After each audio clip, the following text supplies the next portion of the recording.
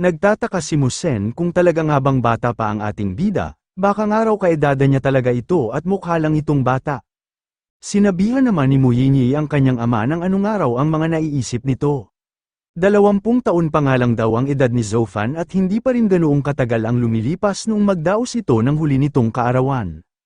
Nagulat si Musen dahil napakabata pa nga raw pala ng ating bida, tinanong niya rin ang kanyang anak kung bakit nga raw kilala nito ang binatang nakikipaglaban, at bakit nga raw alam niya rin maging ang kaarawan nito. Hindi naman malaman ni Muyinyi kung ano ang isasagot niya sa tanong ng kanyang ama. Hindi umeepekto ang mga pag-atake na ginagawa ng Intermediate Monster King kaya pansamantala muna itong tumigil. Sinabi ng Flaming Scaled Beast na mukhang minaliit nga raw niya ang ating bida. Ngayon nga raw ay ipapakita na talaga niya kung ano talaga ang totoo niyang kapangyarihan. Tinawanan lang ni Zofan ang halimaw noong makita niya ang Inferno King Crystal na nasa likuran ng katawan nito. Nagpatuloy ang paglakas ng Intermediate Monster King sa tulong ng dala niyang kristal. Sinabihan ng ating bida ang Flaming Scaled Beast na napakakapal naman daw ng mukha nito para sabihin na sarili niya itong kapangyarihan, gayong nanghihiram lang din naman ito ng kapangyarihan mula sa Inferno Dominator. Makalipas ang ilang segundo ay tuluyan ang nagamit ng Intermediate Monster King ang kapangyarihan na nakapaloob sa Inferno King Crystal. Bigla na lang lumaki at nagbago ang anyo ng Flaming Scaled Beast. Agad itong umalis sa kanyang kinatatayuan para atakihin si Zofan. Mabuti na lang at nakaatras agad ang ating bida kaya hindi ito tinamaan ng halimaw. Hindi inasahan ng Inferno Monster King na kahit nadagdagan na ang kanyang bilis ay magagawa pa rin siya nitong iwasan. Pero hindi na nga raw maiiwasan pa ni Zofan ang gagawin niyang ito. Nabigla ang ating bida kaya tinamaan ito ng binding skill na pinakawalan ng halimaw. Natuwa ang Inferno Monster King dahil sa wakas nga raw ay nabihag na niya ang taong ito. Hindi na nga raw ito makakaiwas pa sa kanyang mga pag-atake kaya sigurado na ang pagkamatay nito. Nabihag man si Zofan sa skill ng halimaw pero hindi pa rin ito nangangamba sa kanyang sitwasyon. Agad siyang nag-activate ng Giant Sword gamit ang Splendid Sword Power, sinabihan niya rin ang halimaw na ito nga raw ang mamamatay sa kanilang dalawa. Napaisip ang Flaming Scaled Beast kung talaga nga bang kakalabanin siya ng ating bida ng harapan.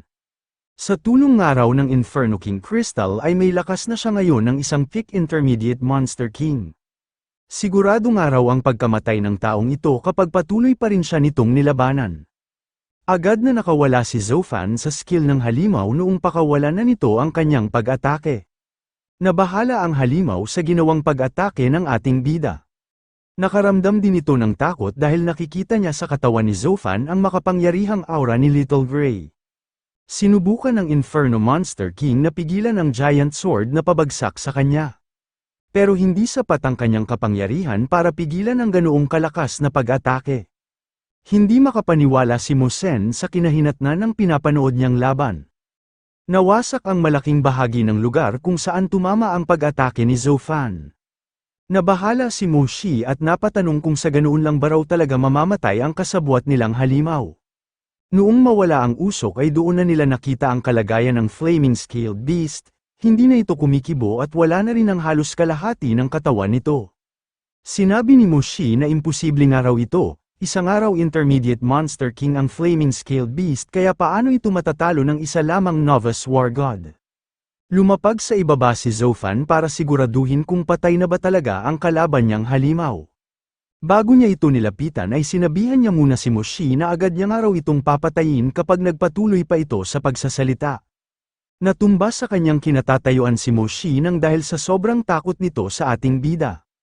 Pinagpatuloy ng Flaming Scaled Beast ang pagpapanggap nito na patay na siya hanggang sa makahanap ito ng pagkakataon. Palihim niyang inatake si Zofan noong mapansin niya na nakatuon ang atensyon nito sa ibang direksyon. Agad na pinag-ingat ni Muyinyi at Gu Zhaohan ang ating bida noong makita nila ang pag-atake ng halimaw. Natuwa ang Flaming Scaled Beast dahil matagumpay nga raw ang palihim niyang pag-atake. Sa wakas nga raw ay nagawa na niyang mapatay ang taong ito. Kahit nga raw malakas ito ay nagawa pa rin niya itong matalo. Talagang napakahihina nga raw ng lahat ng mga tao at napakadali lang ng mga itong mauto. Nawala ang tuwa na nararamdaman ng halimaw noong makarinig ito ng boses sa kanyang likuran. Tinanong ni Zofan ang Flaming Scaled Beast kung sino ba raw ang mga tinatawag nitong mahina. Gulat na gulat ang halimaw habang iniisip kung bakit nga raw buhay pa rin hanggang ngayon ang ating bida. Pagkalapit ni Zofan ay agad nitong inatake sa likuran ang Flame-Scaled Beast.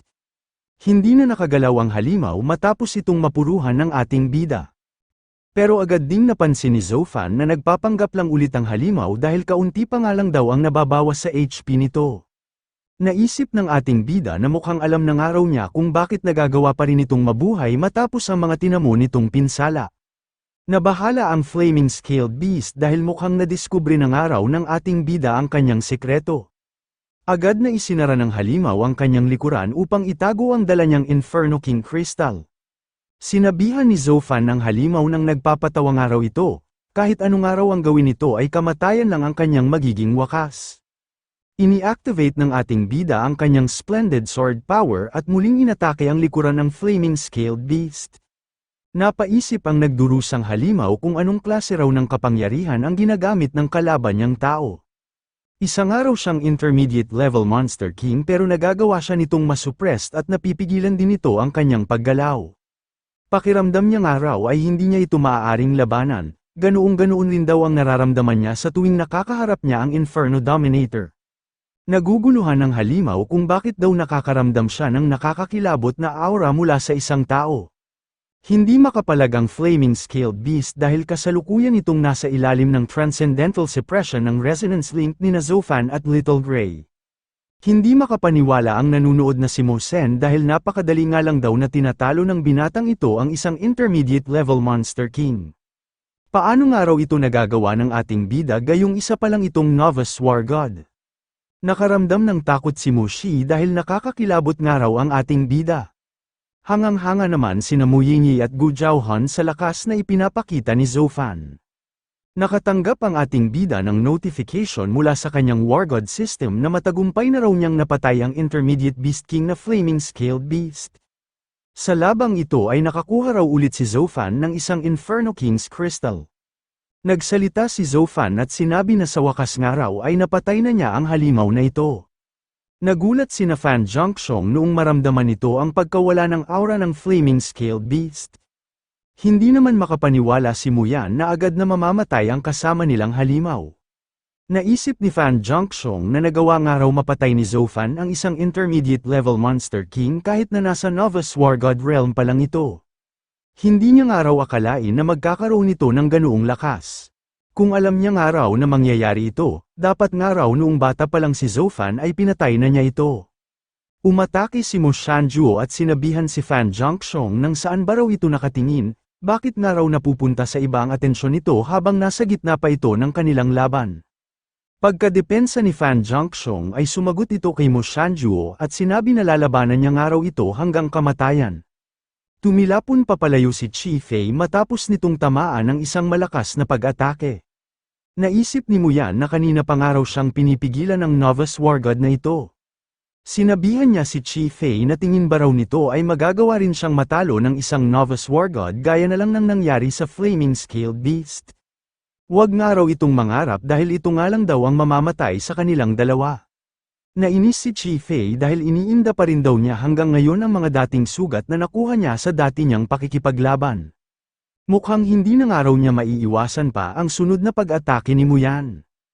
Pero hindi na nga raw ito mahalaga dahil sa tingin niya naman daw ay mas nakakalamang na ang panig ni Zofan. Mukhang ito na nga raw ang oras para pagbayaran niya ang mga kasalanan na nagawa niya noon. Nagulat si Chi Fei noong bigla na lang sinipa ni Zofan ang aatake sa kanyang si Muyan.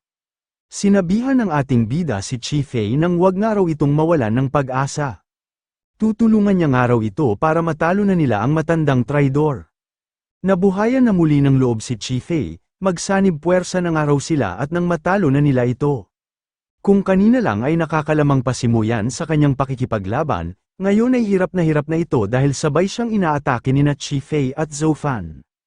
Habang patuloy ang labanan sa palibot ng mansyon ng Mu family ay unti-unti na ring lumalapit ang kanilang paparating na suporta. Medyo bumagal lang ang pagdating ng mga ito dahil kinailangan pa nilang patayin ang mga tauhan ni Mushi at ang mga kasama ng mga itong halimaw. Nagsalita si Commander Aizu at sinabi na sa wakas nga raw ay naubos na nila ang lahat ng mga humaharang sa kanilang kalaban. Sinabi naman ni Commander-in-Chief Wan Feng na ngayon nga raw natapos na sila doon, magagawa na raw nilang tulungan sina Old Master Mo. Shout out kay Idol Raymond Gonzalez sa pagbibigay ng 450 stat points. Shout out kay Idol Gemar LVR Technical sa pagbibigay ng 125 stat points. Shout out kay Idol Eugene Torres sa pagbibigay ng 115 stat points. Maraming salamat po. Lumipad sina Commander-in-Chief Wan Feng at Commander Aizu para mabilis silang makapunta kung saan nagaganap ang labanan. Sinabihan ni Mu Shanjuo sina Fan Zhongxiong at Mu Yan na nabigo na nga raw ang plano ng mga ito. Sinabi rin ni Mu Shanjuo na napapalibutan na nga raw nila ang mga ito kaya mas mabuti pa na magsisuko na lang sila. Naisip ni Mu Yan na katapusan ng araw nila lalo na't sila na lang dalawa ni na Fan Zhongxiong ang natitira. Naisip niya rin na ang pinaka-mastermind naman daw ng planong ito ay si Fan Zhongxiong. Kapag sumuko nga raw siya ngayon at tumistigo siya laban dito ay may pag-asa pa siyang makaligtas at mabuhay. Naisip ni Mu Yan na kailangan niya nga raw gamitin ang pagkakataong ito para mabago pa niya ang kanyang sitwasyon. Pero hindi na naituloy ni Mu Yan ang kanyang binabalak noong may bigla na lang umatake sa kanya. Nagalit si Mu Yan noong mapagtanto nito na inunahan na pala siya ni Fan Zhongxiong ng pag-atake. Nagtaka si Zhou Fan sa nangyayari sa dalawa. Mukhang naglalaban nga raw ang mga ito dahil balak nilang traidorin ang isa't isa. Sinabihan ni Fan Zhongxiong ang inatake niyang si Mu Yan na alam niya raw kung ano ang naiisip nito. Alam niya nga raw na magtatraidor ito sa kanya. Tinawag ni Fan Zhongxiong si Mu Shanjuo at tinanong kung bakit nga raw siya nito pinapasuko. Bakit nga raw hindi na lang siya nito labanan ng mag-isa at nang magkaalaman na kung sino ba sa kanila ang mananalo. Naisip ni Fan Zhongxiong na isang araw napakalaking pagkakamali na hindi niya agad pinatay noon si Zhou Fan at hinayaan pa niya itong mabuhay hanggang ngayon. Mukhang hindi na nga raw siya makakatakas pa kaya papatayin na niya lang ito kahit na ano pa man ang mangyari.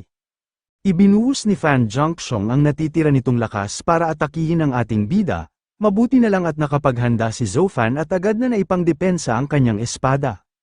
Sabay-sabay na kumilos ang lahat noong mapagtanto ng mga ito ang binabalak na gawin ni Fan Zhongxiong. Agad nilang inatake si Fan Zhongxiong gamit ang kanilang malalakas na pag-atake. Hindi na kinaya ni Fan Zhongxiong ang lakas ng mga tinamo nitong pinsala kaya agad na itong bumagsak. Lumapit sina Zhou Fan para tingnan kung ano na ang kalagayan ni Fan Zhongxiong matapos nitong makatanggap ng mga naglalakasang pag-atake. Nagsalita ang nag-aagaw buhay na si Fan Zhongxiong at sinabi na kung pinatay niya nga lang daw noon si Zhou Fan, sana nga raw ay hindi nabigo ang mga plano na inihanda niya ngayon. Nagtaka naman ang ating bida kung bakit nga raw galit na galit sa kanya si Fan Zhongxiong gayong kakakilala pa lang niya dito, napapaisip siya kung ano nga raw ang ibig sabihin ng mga sinasabi nito. Nabaling ang atensyon ni Zhou Fan noong mapansin niya na nagkaroon na pala ng lamat ang kanyang sandata na Blade of Retribution. Mukhang bumigay ng araw ito nang dahil sa walang tigil niyang pakikipaglaban. Bukod nga raw sa Intermediate Monster King na pinatay niya kanina at sa Intermediate War God na si Fan Zhongxiong, ay napakarami na ring laban ang kanyang kinaharap simula nang makarating siya sa Jinhai City. Hindi na rin nagtagal at wala na silang narinig na boses mula kay Fan Zhongxiong dahil tumigil na ito sa paghinga. Pagkamatay nito ay sunod-sunod na ring nagsiatras ang mga natitirang halimaw para lumabas ng lungsod. Nagtungo ang mga rescue teams sa iba't ibang bahagi ng lungsod para iligtas at gamutin ang mga tao na lubhang nasugatan. Nagtanong ang isang nakipaglaban na Starfall Warrior kung tuluyan na ba raw nilang napigilan ang paglusob ng mga halimaw. Sumagot naman ang isang doktor at sinabi sa sugatang lalaki na tapos na nga raw ang krisis sa kanilang lungsod kaya mas tatagan pang araw nito. Hindi rin huminto ang iba't ibang organisasyon para hanapin ang mga nawawala at tulungan ang lahat ng mga nakaligtas. Natuwa ang lahat noong makita nila ang pagkawala ng maitim na ulap na bumalot sa ibabaw ng kanilang lungsod. Natutuwa sila dahil nagawa nilang makaligtas matapos ang isang nakakahindik na trahedya. Nasiyahan din si Zhou Fan dahil sa wakas nga raw ay natapos na rin ito. Lumapit si Mu Shanjuo at tinawag na Brother Fan ang ating bida. Sinabi nito na si Zhou Fan nga raw ang pinakadahilan kung bakit nakaligtas ang buong Jinhai City. Tinanong din ito ang ating bida kung hindi ba raw ito magagalit kung bakit kinailangan niyang itago ang totoo niyang pagkatao na siya ang Old Master ng Mu family. Sumagot naman si Zofan at sinabi na wala nga raw siyang sama ng loob kay Old Master Mu. Naiintindihan niya nga raw kung bakit niya ito kinailangang gawin. Naisip ng ating bida na si Old Master Mu nga raw ang lolo ni Mu Yinyi, kaya paano niya nga raw magagawang magalit dito? Sinabi ni Mu Shanjuo na tumatanggi nga raw si Zofan na hindi ito nakakaramdam ng galit, pero bakit nga raw bigla na lang nag-iba ang pagtawag nito sa kanya? Kung wala nga raw talaga itong sama ng loob, dapat daw ay tawagin na lang siya nito sa tawag na Brother Mo o Brother Shanjuo. Sumagot naman ang ating bida na hindi niya nga raw maaaring tawagin ng brother si Old Master Mo dahil higit na mas matanda raw ito sa kanya. Sinabihan naman ni Mo Shanjuo si Zofan nang hindi na nga raw mahalaga ang mga ganoong bagay. Iniligtas nga raw nito ang kanyang buhay at kasama niya rin itong nakipaglaban, hindi na nga raw mahalaga sa kanila kung anuman ang kanilang edad o katayuan sa buhay. Sumang-ayon din ang papalapit na si Mo Sen at sinabi na tama nga raw ang kanyang ama. Dahil nga raw sama-sama sila ngayong nakipaglaban, kalabisan na raw kung iintindihin pa nila ang kanilang mga status at edad. Inaya ni Mo Shanjuo ang ating bida dahil ipapakilala niya nga raw ito sa kanyang mga kapamilya. Kumaway si Mu Yinyi para tawagin ang kanyang lolo. Ipinaalam ni Mo Shanjuo sa ating bida na apo niya nga raw itong lumalapit na dalaga. Sinabi ng tumatakbong si Mu Yinyi na masaya nga raw siya at parehas na nakaligtas si Zofan at ang kanyang lolo. Nagtaka si Mo Shanjuo nung lampasan siya ni Mu Yinyi at nung yakapin nito ang ating bida. Nagtataka si Mo Shanjuo dahil inakala nito na siya ang sasalubungin ng kanyang apo. Pinaliwanag ni Gu Jiaohan kina Mo Sen at Mo Shanjuo na matagal ng araw na magkakilala sina Zofan at Mu Yinyi. Tumawa si Mo Shanjuo dahil naiintindihan ng araw niya kung ano ang sitwasyon. Mukhang napakahusay nga raw pumili ng kanyang apo, bagay na bagay nga raw sina Zofan at Mu Yinyi para sa isa't isa. Nagtawanan sina Chi Fei, Mo Sen at Mo Shanjuo noong makita nila ang pamumula sa mukha ng ating bida. Sinabi ni Mo Shanjuo na sino nga raw ang mag-aakala na ang binatang nakasama nila sa pakikipaglaban ay siya rin mismong nagugustuhan ng kanyang apo. Sa hilagang bahagi ng Zina ay abalang-abala ang isang grupo ng mga magmimina. Natuwa ang isang lalaki dahil sa wakas nga raw ay malapit na sila sa ore layer kung saan may nadedetect ang kanilang aparato. Gusto na nga raw niyang malaman kung ano ba ang grade ng matatagpuan nilang star meteorite ore. Kapag naging B-grade nga raw ito o higit pa, ay tiyak na magiging mayaman na sila. Ipinagpatuloy na muli ng buong grupo ang kanilang pagbubungkal. Nagtaka ang isang lalaki kung bakit nga raw kulay ginto ang liwanag nito. Sinabi rin ng isang minerong lalaki na wala pa nga raw silang nababalitaan noon na star meteorite ore na nagliliwanag ng ginto. Tuwang-tuwa na sila dahil mukhang magiging mayaman na nga raw talaga silang lahat, hindi na nga raw nila kakailanganing bumalik doon para magmina. Nagtaka ang isang lalaki noong may maramdaman siya sa kanyang balikat. Hindi niya alam na halimaw na pala ang nagparamdam na ito. Napahiyaw na lang ang grupo ng mga ito noong atakihin na sila ng kakaibang halimaw, hindi nila inasahan na imbis na makakita sila ng kayamanan ay iyon na ang kanilang magiging katapusan. Agad na nagpunta ang isang organisasyon noong matanggap ng mga ito ang distress signal na ipinadala ng kanilang mining squad bago ang mga ito inatake ng halimaw. Nagsalita ang isang lalaki at sinabi na malapit nga lang daw doon ang lokasyon kung saan sila nakatanggap ng distress signal, sana nga raw ay ligtas pa rin hanggang ngayon ang kanilang mining squad. Ang lalaking ito ay si Kim, isang advanced Starfall warlord at ang captain ng Snow Country na isang Starfall warrior squad. Nakita ni Kim ang mga damit at kagamitan na pag-aari ng kanilang mining squad, nagtataka siya kung ano na nga raw kaya ang nangyari sa mga ito. Tinawag ng isang lalaki ang kanilang captain para sabihin na tingnan na raw ng mga ito ang butas na nagliliwanag ng ginto. Napapaisip din ito kung ano raw kaya ang kalidad ng star meteorite ore na matatagpuan doon. Nagtataka rin si Captain Kim kung bakit nga raw nagliliwanag ng ginto ang butas na ito. Napulot ng isang lalaki ang isang communication device, napansin niya rin na sinubukan ng tao na dating may-ari nito na magpadala ng isang red alert na siyang nangangahulugan ng pinakamataas na lebel ng panganib. Bakit nga raw ito magpapadala ng ganoong signal gayong wala naman silang nakikita na kahit na anong panganib sa buong lugar? Ginawa pa ring basehan ni Captain Kim ang mga nakita nilang impormasyon. Sinabihan niya ang kanyang mga tauhan na kailangan ng araw nilang umatras at lumayo doon. Sinabihan niya rin ang kanilang intelligence unit na agad na i-report ang kasalukuyang sitwasyon sa kanilang headquarters. Hilingin rin daw ng mga ito na magdala agad doon ng isang elite squad para maagapan nila kung anuman ang maaaring mangyari. Bigla na lang naglabasan ang ilang kamay mula sa butas ng isang hukay. Nagulat ang grupo ni na Captain Kim noong makita nila na lumabas mula sa butas ang magkakapatong na katawan ng mga tao. Habang may kakaibang nangyayari sa ibang bahagi ng bansa ay may kinakaharap naman na sariling laban ang ating bida. Pumasok muli ang isipan ni Zofan sa loob ng misteryosong altar habang nasa gitna ito ng kanyang pagtulog. Naging matagumpay ang pakikipaglaban ng ating bida kaya nakatanggap siya ng notification sa kanyang War God system na mag-a-activate na raw ang pangalawang yugto ng kanyang mysterious altar trial.